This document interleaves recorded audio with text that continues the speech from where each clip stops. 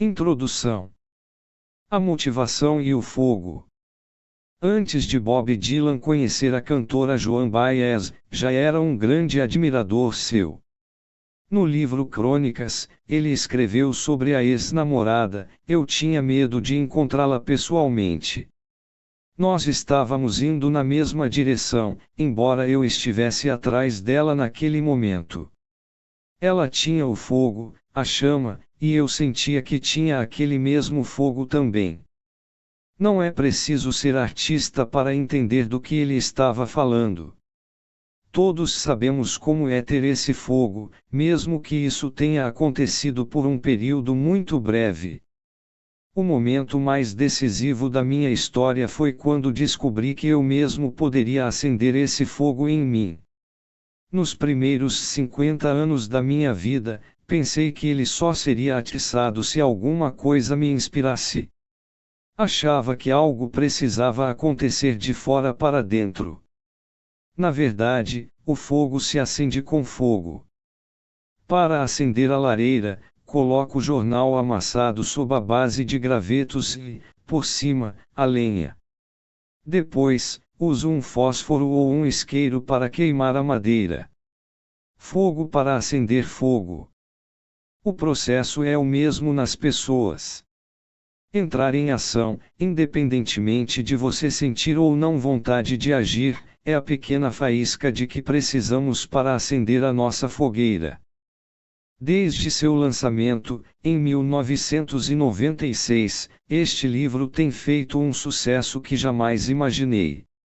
100 maneiras de motivar a si mesmo não apresenta teorias complicadas sobre viver melhor.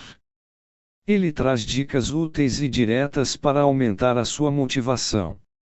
Esta é uma leitura obrigatória para aperfeiçoar qualquer área da sua vida. Como bônus, nesta edição incluí 10 novas dicas. Se as lições contidas nestas páginas conseguirem atiçar a sua chama, terei atingido o meu objetivo. Tornar o simples complicado é lugar comum, tornar o complicado simples, maravilhosamente simples, isso é criatividade. Charles Mingus, lendário músico de jazz. Imagine-se em seu leito de morte. Há alguns anos, em uma sessão com a psicoterapeuta Devers Branden, fui submetido a um exercício chamado leito de morte. Primeiro eu deveria me imaginar em meu leito de morte e tentar sentir as emoções associadas a morrer e dizer adeus. Então, ela pediu que eu convidasse mentalmente as pessoas importantes em minha vida para me visitarem nessa hora final, uma de cada vez. Enquanto eu visualizava cada amigo e parente me visitando, tinha que falar com eles em voz alta. Precisava dizer a eles o que queria que soubessem no momento em que eu estava partindo. Com cada pessoa que eu falava, minha voz ficava embargada de emoção. Eu não conseguia segurar o choro. Tinha uma imensa sensação de perda. Não estava sofrendo pelo fim da minha vida, mas pelo amor que eu perderia. Para ser mais claro, eu estava expressando meu carinho de uma forma que nunca havia feito antes. Durante esse difícil exercício, consegui perceber quanta coisa eu deixara de fora da minha vida.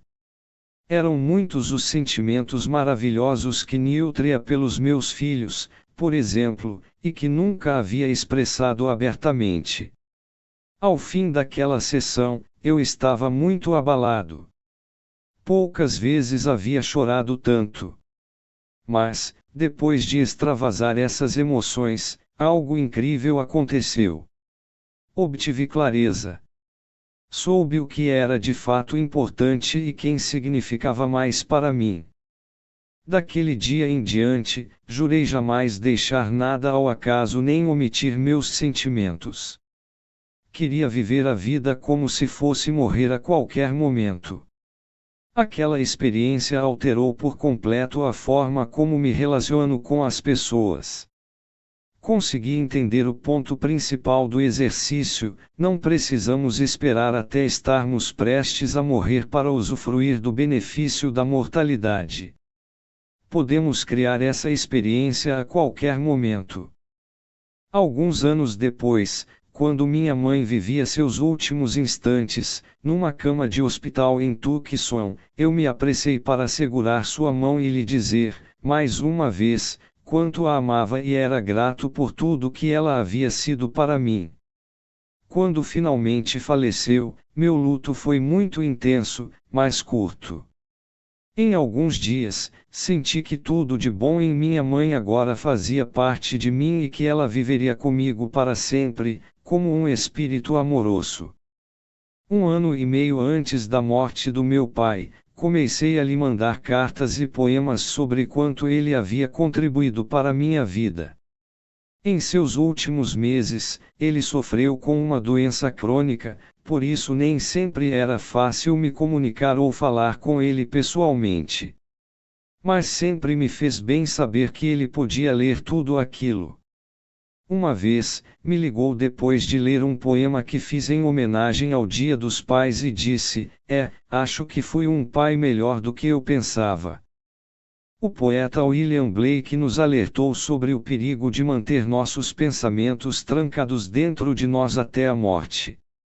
Se o pensamento está preso em cavernas, as raízes do amor só aparecerão nas profundezas do inferno.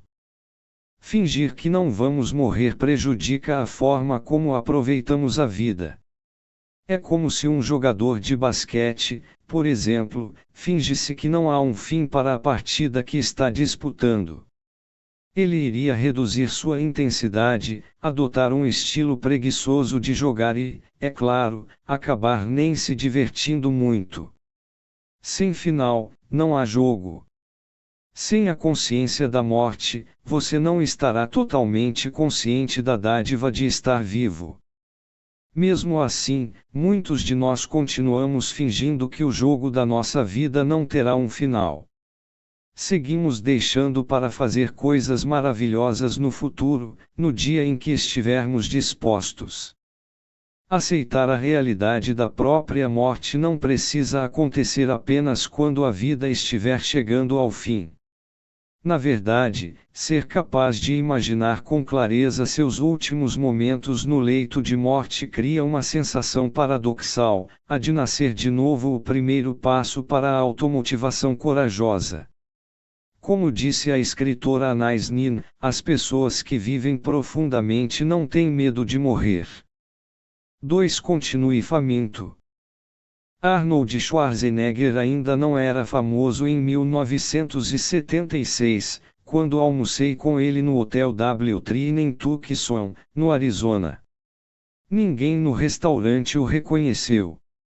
Ele estava na cidade para promover o filme O Guarda-Costas, Stay Hungry, fracasso de bilheteria que tinha acabado de gravar, contracenando com Jeff Bridges e Sally Field.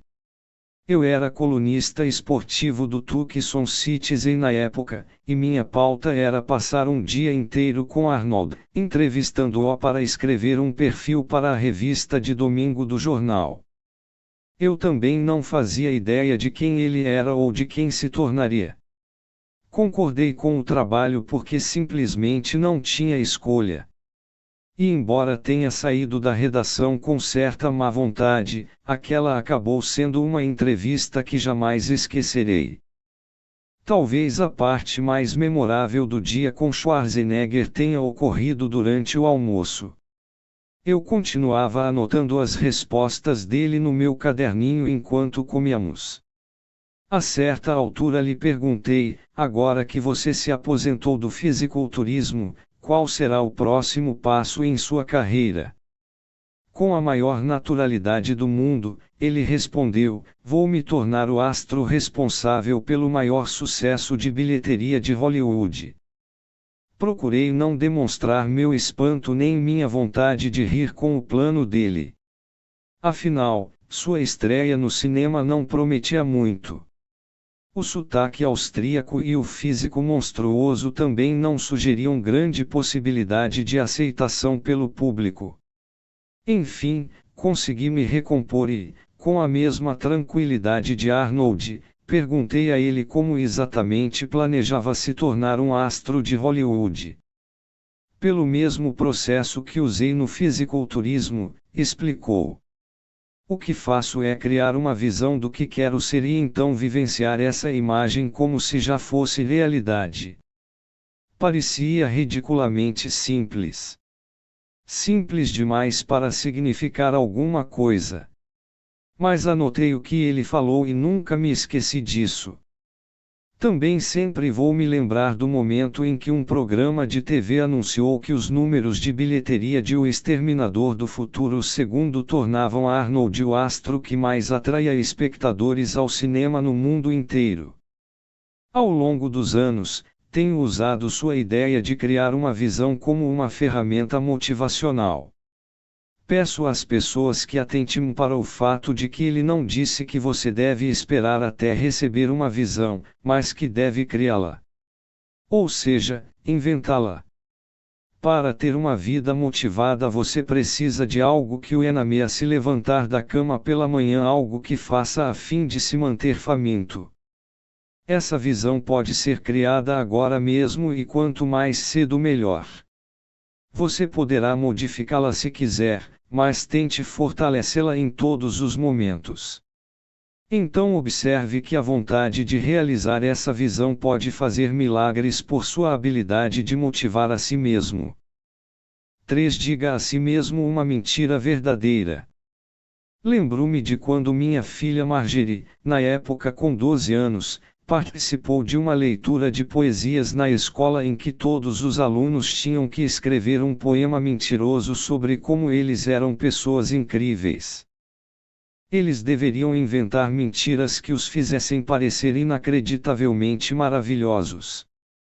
Percebi, enquanto as poesias eram lidas, que as crianças praticavam sem saber uma versão daquilo que Arnold fez para visualizar seu futuro. Ao mentirem para si mesmas, elas criavam uma visão de quem gostariam de ser. É importante notar também que as escolas estão tão despreparadas no que se refere a técnicas motivacionais para estimular o sucesso e as realizações individuais dos alunos que, para convidá-los a expressar grandes visões deles próprios, precisam pedir que mintam. A maioria de nós é incapaz de ver a verdade sobre quem poderemos nos tornar. A escola da minha filha desenvolveu uma solução, de forma não intencional, para esse problema. Se é difícil imaginar o potencial em si mesmo, então talvez seja necessário expressar isso na forma de uma fantasia, assim como as crianças que escreveram aqueles poemas. Invente histórias sobre quem você gostaria de ser. Logo estará criando a base necessária para ir cada vez mais longe em suas realizações. Sem uma imagem do máximo que você pode ser, será impossível se tornar essa pessoa. Faça de conta até que a mentira realmente se transforme em verdade. 4. Não tire os olhos do troféu. Manter o foco é um problema para muita gente. Diariamente somos expostos a um excesso de informações e, ao tentarmos pensar em inúmeras coisas ao mesmo tempo, é comum sentirmos uma espécie de caos psicológico.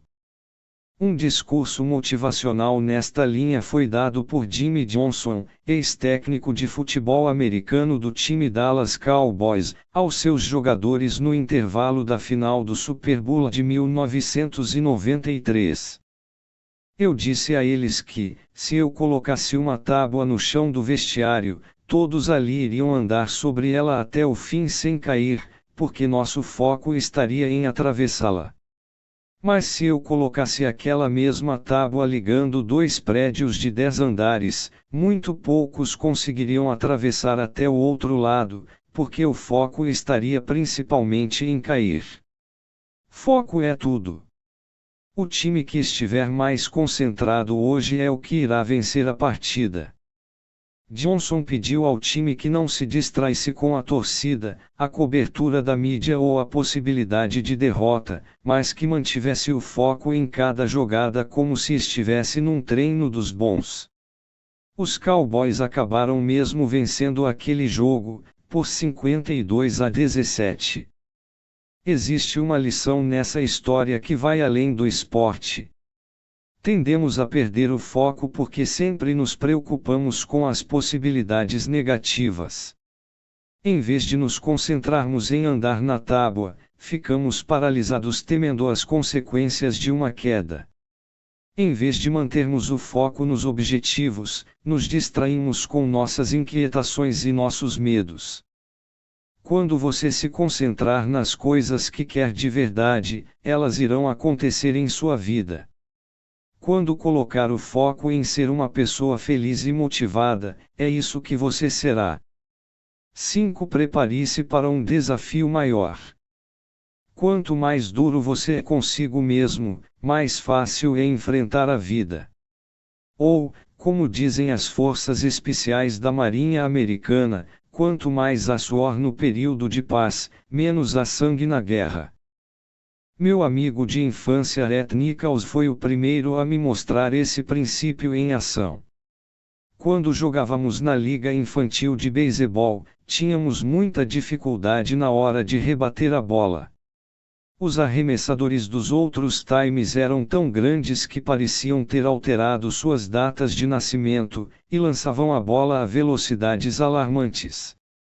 Passamos a sentir medo quando se aproximava a nossa vez de ocupar a posição de rebatedor. Deixara de ser divertido.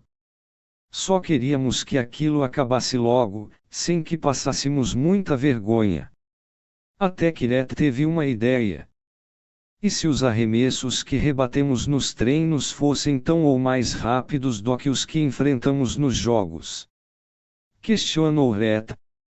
Mas é justamente esse o problema, respondi. Não conhecemos ninguém que lance a bola tão rápido no nosso time. É por isso que os jogos estão difíceis. A bola parece um amendoim vindo em nossa direção a 100 km por hora. Sei que não conhecemos ninguém que lance a bola tão rápido. Mas e se não for uma bola de beisebol? Como assim? Perguntei.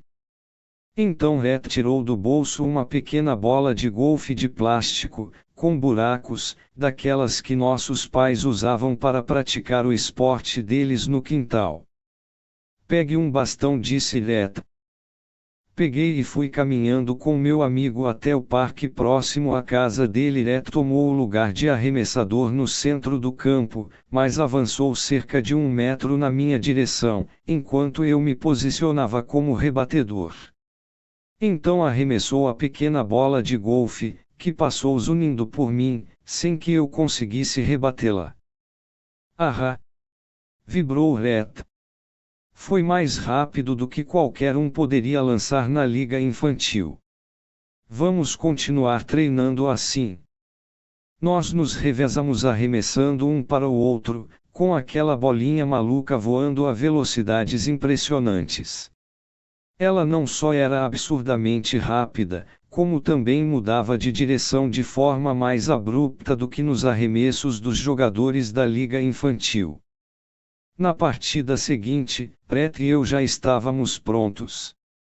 Agora, os arremessos pareciam vir na nossa direção em câmera lenta, e as bolas eram balões brancos enormes. Consegui acertar meu primeiro home run, graças às sessões com as bolinhas de golfe. Jamais esqueci a lição que Rhett me ensinou. Sempre que sinto medo, encontro um jeito de fazer algo que seria ainda mais difícil e assustador. Depois de realizar essa tarefa mais complexa, aquilo que antes eu temia se torna divertido. O grande boxeador Muhammad Ali usava esse princípio ao selecionar parceiros para treinar. Ele fazia questão de escolher para sparring apenas pugilistas que fossem melhores que o lutador que iria enfrentar na próxima competição. Esses parceiros talvez não fossem melhores em tudo, mas eram sempre melhores em algum aspecto que o futuro oponente. Quando chegava a hora de entrar no ringue para valer, ele sabia que já tinha enfrentado e superado os pontos fortes daquele lutador. Você também pode encenar uma batalha maior do que aquela que terá pela frente. Veja o que isso pode fazer pela sua motivação na hora de encarar o verdadeiro desafio. 6. Simplifique sua vida. Uma vez perguntaram a Vince Lombardi, o bem-sucedido técnico de futebol americano, por que seu time campeão, com tantos jogadores talentosos, utilizava um repertório de jogadas tão simples. É difícil ser agressivo no ataque quando se está confuso, ele respondeu. Um dos benefícios de planejar sua vida de forma criativa é que isso lhe permite simplificá-la. Você pode depurar, delegar e eliminar as atividades que não contribuem para suas metas. Outra maneira eficaz de tornar tudo mais simples é combinar tarefas. Assim, é possível atingir 2 ou mais objetivos de uma só vez. Ao planejar o meu dia, posso me dar conta de que preciso ir ao supermercado depois do trabalho. Não posso evitar essa tarefa porque a geladeira e a despensa estão ficando vazias. Também noto que é dia de verificar o trabalho de escola da minha filha Stephanie. E então reafirmo minha nova resolução de passar mais tempo com todos os meus filhos. Com uma orientação mais voltada para o seu cotidiano, fazendo cada dia ser mais simples e mais forte que o anterior, você consegue examinar todas essas tarefas e objetivos e perguntar a si mesmo: quais destes eu posso combinar? A criatividade é, no fundo, pouco mais que fazer combinações inesperadas, em qualquer área, incluindo a sua rotina. Depois de refletir um pouco, descobri que podia combinar a ida ao supermercado com fazer algo na companhia de meus filhos.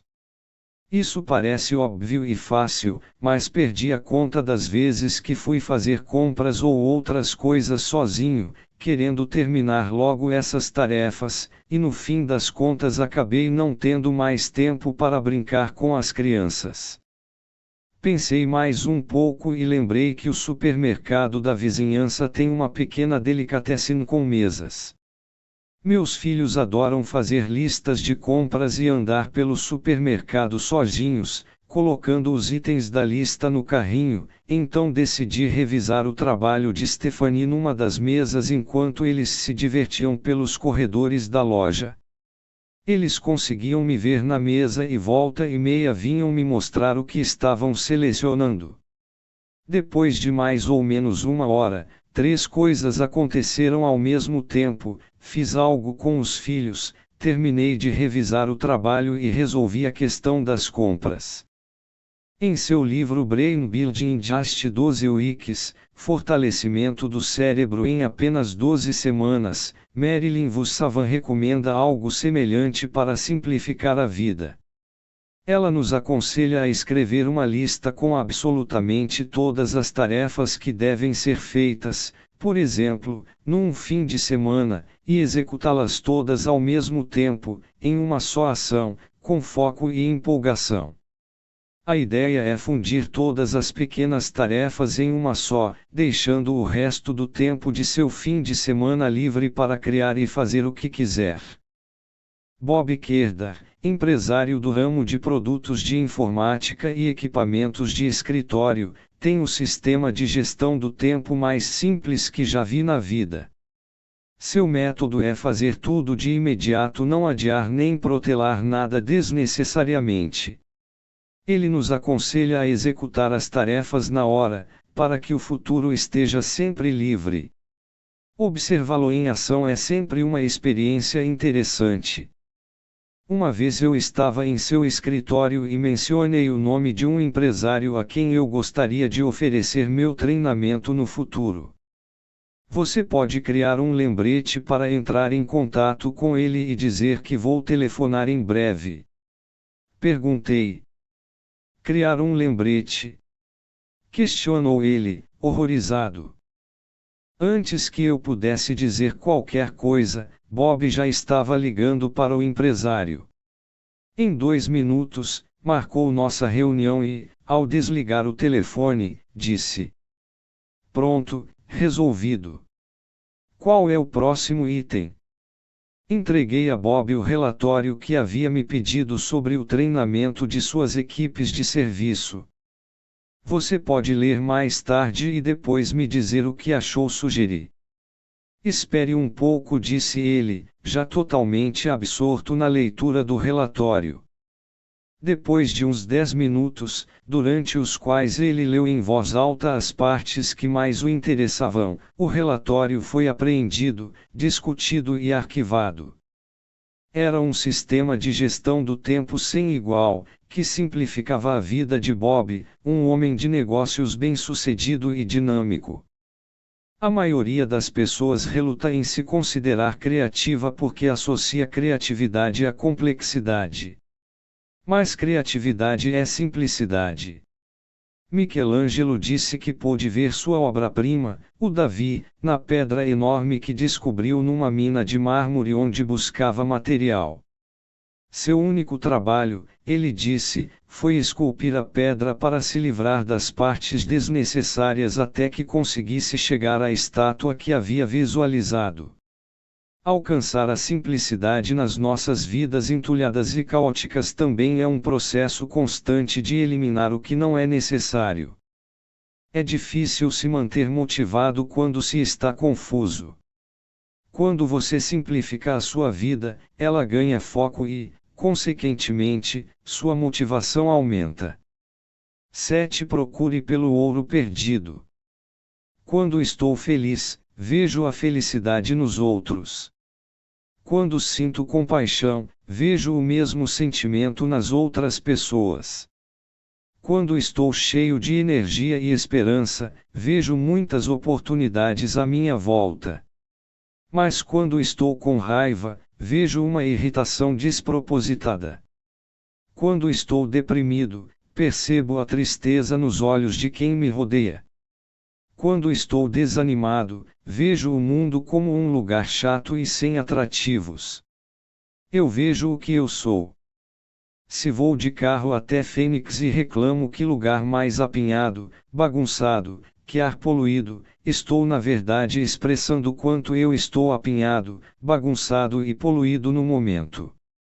Se estivesse me sentindo feliz e motivado, poderia tranquilamente ter dito: uau! Esta cidade está progredindo e virando uma metrópole cheia de energia. Mais uma vez, eu descreveria minha paisagem interior, não a exterior, a de Fênix.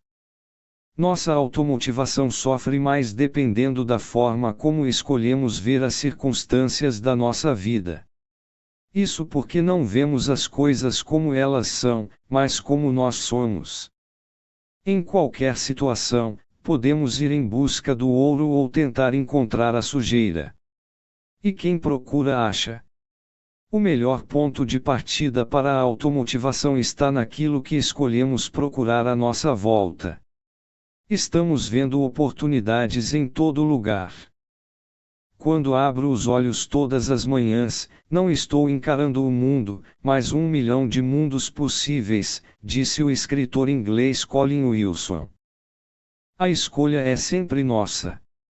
Que mundo queremos ver hoje? Suas oportunidades irão se multiplicar no momento em que você decidir enxergá-las. 8. Aperte todos os seus botões. Você já viu como é a cabine do piloto de um grande avião comercial? É um painel impressionante de botões, alavancas e medidores sob um enorme para-brisa. Imagine a seguinte cena: durante o embarque, ao passar pelo cockpit, você escuta o piloto dizer ao copiloto: Joe, para que servem estes botões mesmo? O que iria pensar? Se eu ouvisse algo assim, ficaria bem nervoso durante o voo. No entanto, a maioria de nós pilota a própria vida justamente desta maneira, sem saber direito como operar os instrumentos. Não passamos tempo suficiente aprendendo onde nossos botões estão e o que são capazes de fazer. De agora em diante, comprometa-se a prestar atenção em tudo que ativa os seus botões. Ou seja, anote tudo que o inspira ou causa emoções mais fortes. Este é o seu painel de controle, constituído de botões que operam todo o sistema de motivação pessoal. A motivação não precisa ser acidental. Por exemplo, você não deve esperar horas até poder ouvir no rádio aquela música que levanta o seu astral. Se existem canções que sempre o alegram, coloque-as para tocar no carro ou em casa. Crie uma lista de maiores sucessos motivacionais para você mesmo. Use filmes também. Quantas vezes você já não saiu do cinema se sentindo inspirado, pronto para encarar o mundo? Sempre que isso acontecer, anote o nome do filme num caderninho especial que pode chamar de Os Botões Certos. Entre 6 meses e 1 ano depois, você pode voltar a assistir ao filme e sentir aquela mesma emoção inspiradora. Os filmes que tanto nos impressionam costumam ser ainda melhores na segunda vez em que os assistimos. Você exerce muito mais controle sobre o seu ambiente do que pensa. Comece a se programar para ter mais foco e motivação. Conheça melhor seu painel de controle e aprenda a ativar os botões certos. Quanto mais souber como você funciona, mais fácil será motivar a si mesmo. 9. Crie um histórico de realizações. O que nos cansa não é o que fazemos. É o que não fazemos. As tarefas que nós não completamos causam mais fadiga. Durante um dos intervalos de uma palestra motivacional para funcionários de uma empresa de energia, um homem que parecia ter uns 60 anos veio falar comigo. Meu problema é que nunca consigo finalizar nada, disse ele. Estou sempre começando projetos aqui e ali, mas nunca termino. Passo a me interessar por outra coisa sem completar o que estava fazendo antes. Ele então me perguntou quais frases poderia repetir para si mesmo a fim de ir mudando o que acreditava ser. O homem entendeu corretamente que o problema era uma questão de crença. Por não acreditar que era um bom finalizador, ele não completava nada. Portanto, queria uma palavra ou frase mágica que pudesse repetir até fazer uma lavagem cerebral em si mesmo e se tornar alguém diferente. Você acha que é de frases positivas que realmente precisa? Perguntei a ele. Se você tivesse que aprender a usar um computador, poderia conseguir isso apenas se sentando na cama e repetindo as afirmações: eu sei usar um computador. Sou ótimo com computadores. Sou um gênio no computador. Acho que isso não iria melhorar minhas habilidades no computador. A melhor forma de mudar o que acredita sobre si mesmo é mudar a verdade sobre você. Continuei. Nós acreditamos mais depressa na verdade do que em afirmações falsas. Para crer que você é capaz de finalizar as coisas, precisa construir um histórico real de tarefas completadas. Ele seguiu minhas sugestões com grande entusiasmo. Comprou um caderno e, no alto da primeira página, escreveu: coisas que terminei. Todo dia, ele se comprometia a estabelecer pequenas metas e finalizá-las. Enquanto no passado ele largava uma tarefa na metade para atender o telefone, agora deixava-o tocando para terminá-la, e anotava-a em seu caderninho. Quanto mais itens escrevia, mais confiante ficava de que estava se tornando um finalizador. E tinha o caderno para provar isso. A nova crença dele em si mesmo será bem mais permanente do que se tivesse tentado apenas se transformar por meio da repetição de frases positivas. Ele podia ter murmurado para si mesmo a noite inteira: sou um grande finalizador, mas o lado direito de seu cérebro saberia a verdade e responderia: não, você não é. Pare de se preocupar com o que pensa sobre si mesmo e comece a criar um histórico de realizações capaz de provar que você pode se motivar a fazer o que quiser. 10. Dê boas-vindas ao inesperado. A maioria das pessoas não se considera criativa. Muitas veem essa característica apenas nos outros: minha irmã é criativa, ela pinta quadros, ou meu pai é criativo, ele canta e compõe músicas. Mas todos nós somos criativos. Um dos motivos pelos quais não acreditamos nisso é porque costumamos associar ser criativo com ser original. Mas o fato é que criatividade não tem nada a ver com originalidade e sim com o inesperado. Você não precisa ser original para ser criativo. Na verdade, ajuda bastante saber que ninguém é original. O próprio Mozart, por exemplo, disse que jamais escreveu uma melodia original em sua vida. Eram todas combinações de melodias populares antigas. Se você acredita que foi feito à imagem do Criador, deve, portanto, ser criativo. Se estiver disposto a enxergar a si mesmo como uma pessoa criativa, comece agora a cultivar a criatividade em tudo que faz. Dedique-se a inventar soluções inesperadas para os desafios que a vida lhe apresenta. 11. Encontre a sua chave mestra. Eu costumava ter a sensação de que todas as outras pessoas haviam recebido um manual de instruções para fazer a vida dar certo. E que, por alguma razão, eu não estava presente no dia em que o distribuíram. Sentia-me um pouco como o poeta espanhol César Vallejo, que escreveu: no dia em que nasci, Deus estava doente. Com 30 e poucos anos, pessimista quanto ao meu futuro e sem saber direito o que fazer da vida, comentei sobre essa frustração com um amigo, o Dr. Mike Quilabro, que me recomendou um livro. Até aquele momento, eu não acreditava que pudesse existir um guia para uma vida melhor. O nome do livro era A Chave Mestra das Riquezas, de Napoleon Hill. Como eu não levava fé em livros de autoajuda, abandonei-o na estante por um bom tempo. Achava que esse tipo de leitura era para os fracos ou para os trouxas que se deixam enganar facilmente. Por fim, acabei sendo persuadido pela palavra riquezas do título. Isso seria um acréscimo bem-vindo à minha vida, provavelmente o que eu precisava para ser feliz e acabar com meus problemas. O que o livro fez, na verdade, foi muito mais que aumentar minha capacidade de ganhar dinheiro ao praticar os princípios de Hill. Consegui fazer minha renda dobrar em menos de um ano. Os conselhos, acima de tudo, acenderam uma chama em mim que mudou toda a minha vida. Logo adquiri uma habilidade que mais tarde descobri ser automotivação. Depois daquele livro, li todos os outros do autor. Também passei a comprar audiolivros motivacionais para ouvir no carro e toda noite antes de dormir. Boa parte do que havia aprendido antes na escola, na faculdade e com minha família e meus amigos agora era descartado.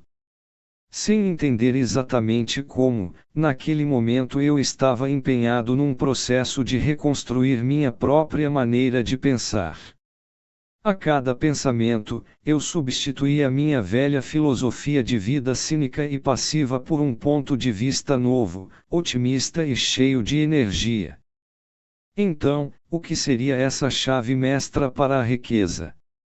A grande chave mestra para a riqueza, escreveu Hill, é nada mais, nada menos que a autodisciplina necessária para ajudá-lo a assumir o controle total de sua mente. Exercer o domínio sobre minha mente seria uma aventura para a vida inteira e eu estava empolgado para iniciá-la logo. Talvez o livro de Hill não seja a sua chave mestra, mas prometo que, se continuar procurando, você encontrará um manual de instruções para fazer sua vida dar mais certo. Pode ser O Poder do Agora, de Eckhart Tolle, A Última Palavra em Poder, de Tracy Goss, ou Como Aumentar Sua Autoestima, de Nathaniel Branden. Todos esses livros poderiam ter operado a transformação primordial para mim e me levado a subir bem mais alto na escada motivacional. Sua própria chave mestra poderá até vir da literatura religiosa. Você vai encontrá-la quando estiver pronto para procurar. Está lá em algum lugar, esperando por você. 12. Coloque rodas em sua biblioteca. Uma das grandes oportunidades que você tem para se motivar hoje em dia é usar o tempo que passa nos deslocamentos diários, seja no carro, no ônibus ou no metrô. Não há mais desculpas para desperdiçar essas horas em atividades não construtivas. Com a variedade de audiolivros disponível atualmente, você pode se educar e se motivar enquanto está no trânsito. Se apenas escutamos música ou nos irritamos com os engarrafamentos dentro do carro, estamos sabotando nosso estado de espírito. Pior ainda se escolhermos ouvir programas de notícias sensacionalistas no rádio por muito tempo, o que acaba criando uma visão distorcida da vida. Muitos noticiários hoje têm o objetivo de chocar ou entristecer o ouvinte. Sei disso por experiência própria, pois trabalhei para um jornal diário. Eu via como a editoria entrava em pânico nos dias em que não havia um só assassinato ou estupro. Observava a equipe buscar desesperadamente no conteúdo enviado pelas agências de notícias alguma matéria de outro estado que pudesse ser escabrosa o bastante para salvar a capa do jornal. E se não havia afogamento, publicava-se, com alguma relutância, a matéria sobre um quase afogamento. O problema dessa abordagem é quando o leitor ou espectador começa a acreditar que todas essas notícias horríveis são um reflexo verdadeiro e preciso do que está acontecendo no mundo. Não são? Matérias sensacionalistas são deliberadamente selecionadas para esquentar o noticiário e manter a atenção do público. O objetivo é horrorizar, porque pessoas horrorizadas são uma audiência cativa e os anunciantes gostam disso. Se nos tornássemos mais seletivos com a forma de programar nossas mentes enquanto nos deslocamos pela cidade, poderíamos obter enormes avanços em duas áreas importantes: conhecimento e motivação. Hoje existem audiolivros sobre motivação, como utilizar melhor a internet, saúde, como estabelecer metas e muitos outros temas essenciais para o crescimento pessoal. Se deixarmos o pensamento solto ao acaso ou à mercê das notícias sensacionalistas, perderemos uma boa parcela do controle sobre nossa mente. Um audiolivro em especial me marcou profundamente. Ele faz parte da série clássica de Wayne Dyer, Choose Your Own Greatness, escolhendo sua própria grandeza. Ao final de um longo e contundente argumento para não deixarmos nossa felicidade depender de objetos materiais, nem ficar suspensa em algum lugar no futuro, Dyer diz: não há um caminho para a felicidade. A felicidade é o caminho. Este pensamento se instalou na minha mente e nunca mais me deixou. Não é original, mas a apresentação delicada de Dyer, repleta de uma alegria serena e dita de modo tão natural, conseguiu me modificar de uma forma que nenhum tratado de sabedoria milenar teria sido capaz. Este é um dos poderes do aprendizado por audiolivros: simular uma experiência extremamente íntima e pessoal com o autor e o conteúdo. Wayne Dyer, Marianne Williamson, Caroline MYSS, Barbara Sher, Tom Peters, Nathaniel Branden, Nightingale, Alan Watts e Anthony Robbins são apenas alguns dos motivadores cujos audiolivros mudaram minha vida.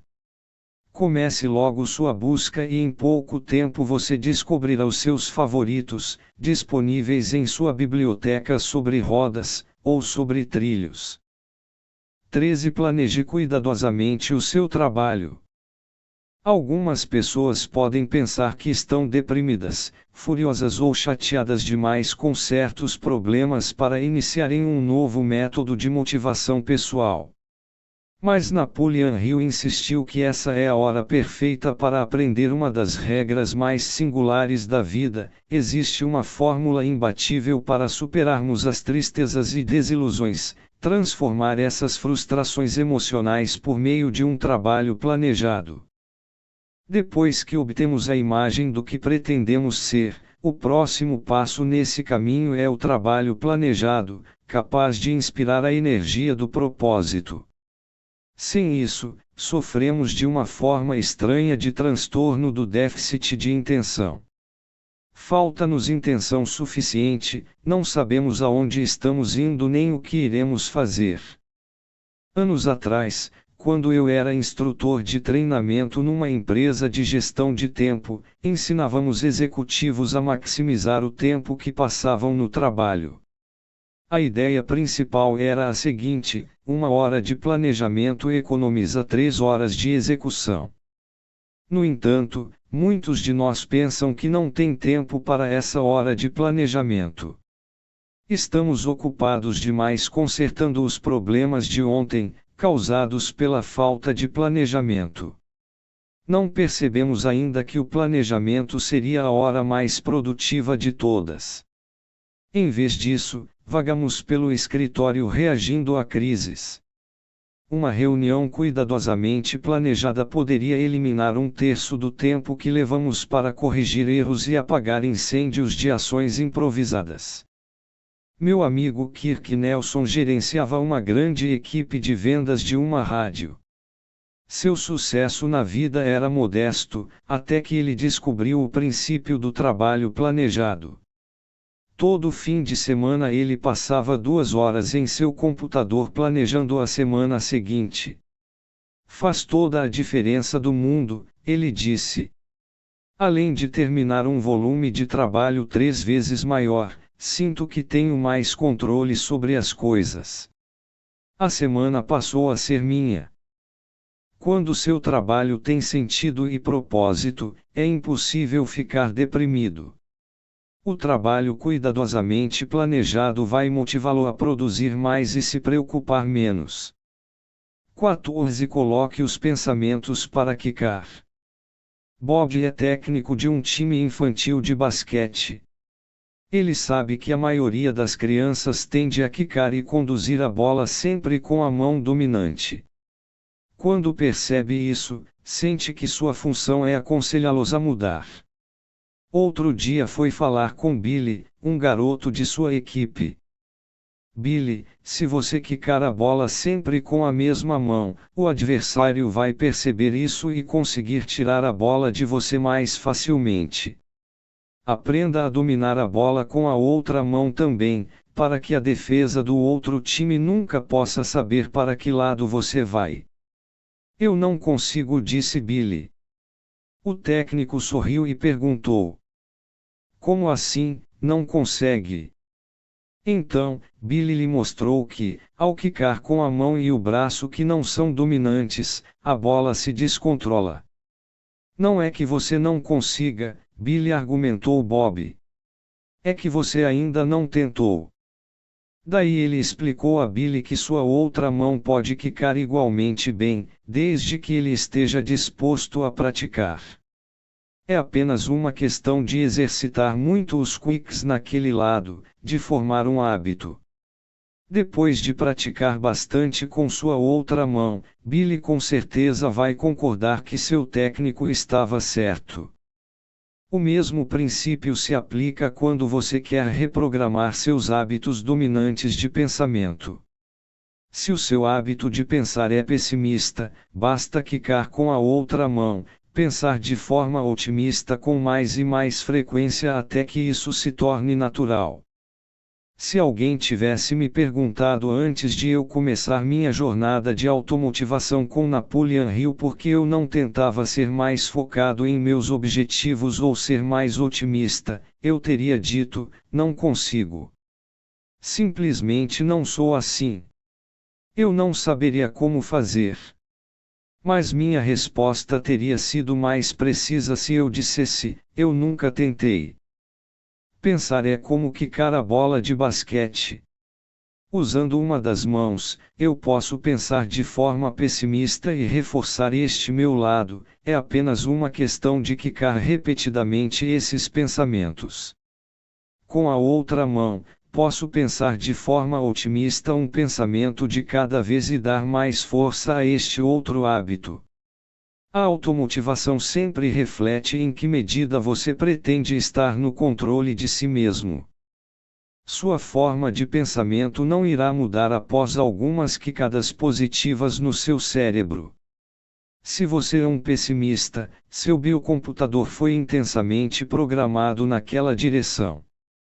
Mas não vai demorar muito até emergir outro sistema de pensamento. Como um ex-pessimista, posso afirmar que isso acontece mesmo, devagar mas de forma definitiva. 15. A pressa é inimiga da conclusão. Henry Ford costumava dizer aos colegas que não havia trabalho que não pudesse ser executado, contanto que fosse decomposto em pequenas partes. Quando você dividir um trabalho em etapas, permita-se agir em câmera lenta no início. Vá devagar e com calma. Velocidade não é essencial. O importante é realizar a empreitada. A maioria das nossas tarefas mais difíceis acaba nunca sendo feita. Só de pensar em realizar o trabalho inteiro e na energia necessária para isso já ficamos desmotivados. Uma boa maneira de obter motivação é agir como se você fosse a pessoa mais preguiçosa do mundo. Ao aceitar fazer sua tarefa de forma lenta e arrastada, não há mais ansiedade ou medo de iniciá-la. Mas o paradoxo é que, quanto mais devagar você começa alguma coisa, mais rápido vai terminá-la. Quando você pensa em fazer algo difícil ou que levará tempo demais, a primeira coisa que sente é que não quer encarar a tarefa de jeito nenhum. Ou seja, a imagem mental que tem dessa atividade, de executá-la de forma rápida e intensa, não é uma visão feliz. Então você começa a pensar em como evitar esse trabalho. O pensamento de começar devagarzinho é bem mais agradável. Ele lhe permite iniciar de fato a tarefa e, em seguida, finalizá-la. Outra coisa que acontece quando você flui aos poucos para um projeto é a velocidade aumentar sem que você precise forçar isso. Seu ritmo interno natural vai colocá-lo em sintonia com o que está fazendo. Você irá se surpreender com a rapidez que o seu consciente deixará de forçar a ação e seu subconsciente passará a lhe suprir de energia. Tome o tempo que for necessário. Comece preguiçosamente. Logo, suas tarefas vão manter o ritmo lento mas persistente necessário para finalizar qualquer atividade. 16. Seja mais seletivo com os amigos. Afaste-se dos amigos que não apoiam as mudanças positivas em sua vida. Alguns terão inveja e medo sempre que você tentar dar um salto. Verão sua motivação como uma condenação a eles próprios, que ainda não chegaram a esse nível. De formas sutis, tentarão puxá-lo para baixo, para voltar a ser quem era antes. As pessoas com quem você passa o tempo mudam sua vida de uma forma ou de outra. Se estiver sempre rodeado de cínicos, eles o colocarão para baixo. Se andar com pessoas que apoiam sua escolha de ser feliz e bem-sucedido, terá começado bem no caminho para a realização. Ao longo do dia, temos muitas oportunidades de escolher as pessoas com quem vamos estar e conversar. Não fique parado na mesa do cafezinho falando mal dos outros só porque os colegas também estão fofocando. Isso vai lhe extrair muita energia e sufocar seu otimismo. Todos sabemos quem é capaz de nos colocar para cima e quem nos deprime. Você tem todo o direito de começar a ser mais cuidadoso com as pessoas com quem convive. Em seu livro inspirador Cura Espontânea, Andrew Weil recomenda: faça uma lista de amigos e conhecidos em cuja companhia você se sente mais vivo, feliz e otimista. Escolha um deles e tente encontrá-lo essa semana. Quando você conversa com uma pessoa negativa, as possibilidades parecem desaparecer. Um senso de fatalismo um tanto deprimente toma conta do diálogo. Não surgem ideias novas nem um humor original. Por outro lado, o entusiasmo pela vida é algo contagiante, e conversar com uma pessoa positiva sempre nos leva a enxergar mais e mais as oportunidades da vida. 17. Aprenda a desempenhar um papel. Seu futuro não é ditado pela sua personalidade. De fato, nem mesmo a sua personalidade é ditada por sua personalidade. Não há um código genético que determina quem você será. É a forma como age que molda a pessoa que você se torna. Para explicar como isso acontece, veja só o que o ator Leonard Nimoy, de Jornada nas Estrelas, disse sobre seu personagem na série. Spock teve um grande efeito sobre mim. Sou muito mais parecido com ele hoje do que quando comecei a interpretá-lo em 1965. Não estou falando de aparência, mas da minha forma de pensar. Esse personagem me ensinou tanto sobre raciocínio lógico que isso reformulou toda a minha vida. Você vai obter energia e inspiração sendo o personagem que gostaria de interpretar. Há alguns anos, fiz um curso de teatro porque achei que iria me ajudar a lidar com o pânico de subir no palco. Mas tirei daquelas aulas algo muito mais valioso do que saber relaxar diante de uma plateia. Aprendi que minhas emoções eram instrumentos para serem usados, não forças demoníacas. E compreendi que eu deveria aceitá-las, para poder trabalhar com elas e mudá-las de acordo com a minha vontade. Embora eu tivesse lido inúmeras vezes que nossos pensamentos deliberados podem controlar nossas emoções e que nossos sentimentos são causados pelo que pensamos, eu nunca havia acreditado nesse conceito, porque achava que não era verdadeiro. Para mim, parecia mais que a emoção era uma coisa onipotente que tomaria conta do meu pensamento e arruinaria um dia bom, ou um relacionamento bom. Foi preciso uma excelente professora de teatro, Judy Rollins, e minhas próprias dificuldades em interpretar cenas difíceis para provar a mim mesmo que as emoções podiam ficar sob total controle da minha mente.